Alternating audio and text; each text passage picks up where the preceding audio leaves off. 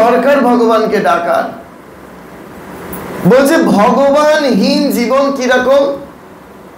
কুপিত ফণিনী ফণার ছায়ার ন্যায়। কুপিত ফণিনী, ফণিনী মানে সাপ, সাপ যখন ফণা তোলে তার একটা ছায়া হয়। এই এখন প্রবল দাবদাহ চলছে না, এই একটু ছায়া পেলে মানুষ একটু শান্তি অনুভব করছে, কিন্তু কোন ছায়ায় গিয়ে দাঁড়াবে মানুষ বুঝতে পারছে না। এখানেই সমস্যা। সংসারটা কিরকম, গডলেস লাইফটা কিরকম, শাস্ত্রকার বলছে, উপনিষদ বলছে যে কুপিত ফণিনী ফণার ছায়ার ন্যায়।